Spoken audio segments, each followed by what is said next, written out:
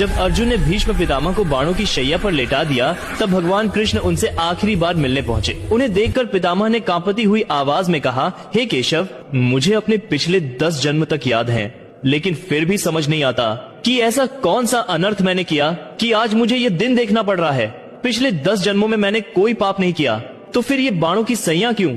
ये पीड़ा अब मुझसे सही नहीं जाती, कृपा कर मेरे प्रश्न का उत्तर दीजिए। तब मुस्कुराते हुए कृष्ण बोले, पितामह, इस जन्म और पिछले 10 जन्मों में आपने पाप नहीं किया, पर यह कर्म उससे भी पहले का है। जब आप एक राजकुमार थे और जंगल में विचरण कर रहे थे, तभी रास्ते में एक सांप आया। आप दयालु थे, इसलिए आपने उसे मारा नहीं, बस रास्ते से हटाना चाहा। लेकिन अनजाने में वह सांप कांटों की झाड़ी में जा फंसा। जितना निकलने की कोशिश करता, उतना ही और उलझ जाता। कई दिनों तक वह वहीं तड़पता रहा। भगवान से रोता हुआ कहता, हे प्रभु, जिसने भी मेरे साथ ऐसा किया है उसे भी यही यातना देना।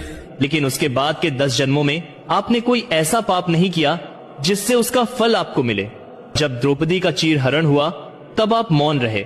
आपकी शक्ति, आपकी उम्र, आपका धर्म सब कुछ होते हुए भी आपने अन्याय को रोकने का प्रयास नहीं किया। उसी क्षण आप उस पाप के सहभागी बन गए, और इसीलिए आज जैसे वह सांप कांटों में फंसा था, वैसे ही आप इन बाणों की शैया में बंधे पड़े हैं। याद रखिए, कर्म कभी व्यर्थ नहीं जाता। चाहे इस जन्म में, चाहे अगले जन्म में उसका फल अवश्य मिलता है। जो भी भगवान कृष्ण को हृदय से मानता है, कमेंट में जय श्री कृष्णा जरूर लिखे।